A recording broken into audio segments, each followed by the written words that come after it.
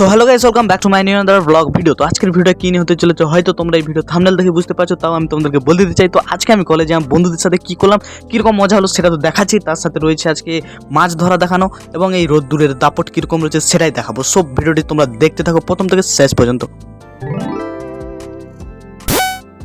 Introduce এখন আমাদের কৃষ্ণ বর্মন। আমার ক্যামেরার আড়ালে ছিল তাই তখন থেকে একে দেখানোই হয়নি। তো এ কেন আড়ালে থাকবে? এই সবসময় কপিরাইট মারবে আমার চ্যানেলে। তার একটা দুঃখের কথা, গোপ নেই। এই তো হারপিক রেড, এই রেড রেড। তো এটা এখন একটা দুর্দান্ত অ্যাড চলবে। हार्पिक नीला वाला बाथरूम के लिए, लाल वाला टॉयलेट के लिए, जो जिसे पसंद है उसको ले ले। এই ছাতালে ওই একদম আমাদের ছবি তুলে দে। এই সবার একটা একটা দেখতে পাচ্ছ আমাদের এটা প্রাকৃতিক ছাতনা তোলা। তো কেউ যদি এখানে বিয়ে করতে, না বিয়ে নয়, এটা আমাদের সেলফি জোন, কলেজের সেই লেভেলের সেলফি জোন। তো তখন সেই লেভেলে রোদ দিচ্ছে, তো রোদে যাওয়া মানে আগুন ধরে যাবে মাথায়, কিন্তু এটা গ্যারান্টি। তোরা ছাতা বেকার লিচু, ছাতায় আগুন ধরে যাবে যে রোদ দিচ্ছে। তোমরা দেখতেই পাচ্ছ আজকে রোদের তার মানে দাপটটা শুধু দেখো, সেই লেভেলে রোদ দিচ্ছে। তো প্রচুর পরিমাণ রোদ দিচ্ছে। তো আমি ভাবছিলাম কলেজে হয়ে যাবো, কিন্তু নয়। তো আজকে রবিবার, আজকে একটু দরকার ছিল বলে কলেজে এসেছি, অ্যাসাইনমেন্টের রিলেটেড। তো তাই আমরা এসেছি। আজকে রোদে যদি আমি যাই, ভাবো যদি আমি এই রোদে যাই, মাথায় সত্যি বলছে আগুন ধরে যাবে এই রোদে। তাও কিন্তু আমাকে এই রোদে যেতে হবে। তো তার জন্য ভাই সব কিছু প্রোটেকশন। তো এই ছাতাটা আর কি করবে, ছাতাটা আনা হয়নি। কি বলবো, শীত গ্রীষ্ম বলতে ছাতাই ভরসা, কিন্তু আর ছাতাটাই আজকেও আনা হয়নি। এখন মোটামুটি সূর্য থেকে, তো যাই হোক মোটামুটি প্রোটেকশন নেওয়া হয়ে গিয়েছে সানরাইজ থেকে, তার মানে সূর্যরশ্মি থেকে, এই গরম থেকে তো আর নেওয়া যাবে না।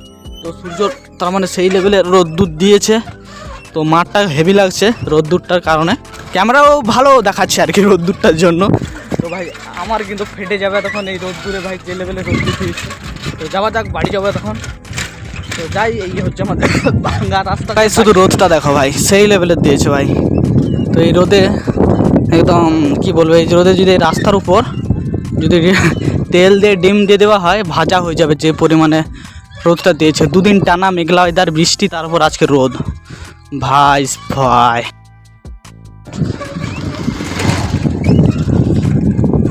সো গাইস, আর কয়েক 10-15 মিনিটের পর আমি ঘর পৌঁছে যাব। তো তার আগে তোমরা মেঘটা দেখো, রোদ্দুরটা সেই লেভেলে দিচ্ছে, তার থেকেও বড় সুন্দর লাগছে যেটা হচ্ছে মেঘ। তো রোদ্দুর দিয়েছে তো কি হয়েছে, ওগা সহ্য করে নেব। তো মেঘটা খুবই সুন্দর লাগছে। আর রাস্তায় একটা জনপ্রাণী নাই যে রোদ্দুর বলে ভাই সব ঘুমাও, রাস্তায় এখন অতটা কেউ নেই কো, একমাত্র আমি ছাড়া রাস্তায় কেউ নেই। তো এখন আমি একা যাচ্ছি। তো যাই, আর কয়েক ঘন্টা বলছে, আর কয়েক মিনিটের মধ্যে আমি ঘর পৌঁছে যাবো। তো আমাদের ওখানে মাছ ধরা হচ্ছে, আরও একটা ভিডিও যদি যাই তাহলে নিশ্চয়ই দেখা ব্লগ হবে, যদি যাই তাহলে না।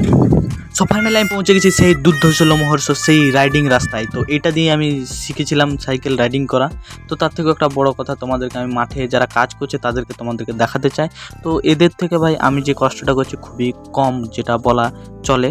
তো আমি এখন সেই রাস্তা দিয়ে এখন রাইডিং করে করে যাচ্ছি। তো যেতে যেতে আমার মনে পড়ে গেছে ফ্লিপকার্টওয়ালা। তো ফ্লিপকার্টওয়ালা ঘরে এসে পার্সেল দিয়ে যায়, কিন্তু এখানে উল্টোটা হবে।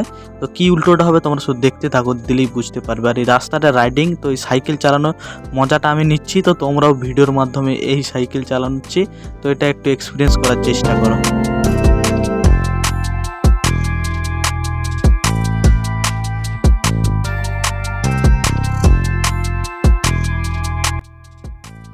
তো আমার এই মোবাইলটা কিন্তু অনেক দিন ধরেই তার মানে কভার ছিল না। তো আমি কভারটাই অর্ডার করেছিলাম। তো একদম আমি ডেলিভারি পার্সেল যে দেই তার একদম ঘরের সামনে আছি, তোমরা দেখতেই পাচ্ছ।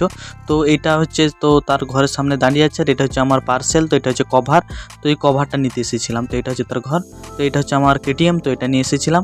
তো এরপর আমরা বেরিয়ে পড়লাম আমি আমার ঘরের দিকে। তো ঘর যাব। তো তারপর আমাদের ওখানে পুকুরে একটা মাছ ধরা আছে, তো সেটাও দেখানোর চেষ্টা করবো। তো এখন আমি ঘর যাই। তো ঘরে যাই, ফ্রেশ হবো, খাবো দাবো, কিছুক্ষণ রেস্ট নেবো, তারপরে বিকেলের দিকে যাব একদম শেষ পর্বে, যেখানে মাছ ধরা হচ্ছে আমি সেখানে পৌঁছাবো। সো গাইস ফাইনালি আমি ফ্রেশ হয়েছি এবং সেই পুকুরের সামনে চলে গেছি, যেখানে একটা টিকিট, তার মানে পয়সা দিয়ে মাছ যে যতবার ধরতে পারো তো টিকিট করেছে, তো সেইখানকে আমরা পৌঁছে গিয়েছি।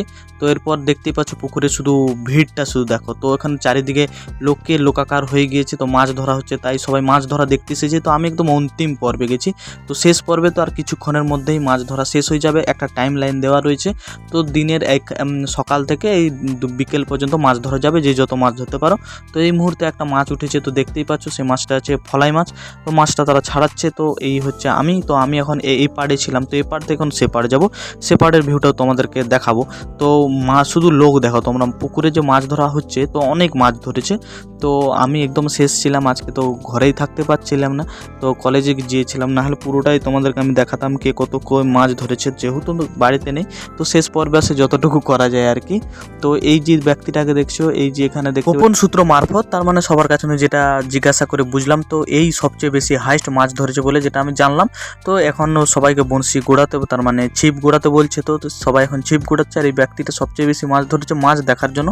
দেখতেই পাচ্ছ তার সাইডে, তার মানে তার চারপাশে কত লোক জমা হয়েছে, কত মাছ ধরেছে। তো মাছগুলোকে ধরেছে এবং সেগুলোকে জালে ঢুকিয়ে আবার এই পুকুরেই রেখে দিয়েছে। তো দুর্ভাগ্যবশত এটাই যে শেষ পর্যন্ত কেউ মাছটাই দেখতে পেল না। আমিও দেখতে পাইনি, কেননা প্রচুর রাত্রি করে তারা পুকুর থেকে মাছগুলো জাল থেকে উঠালো।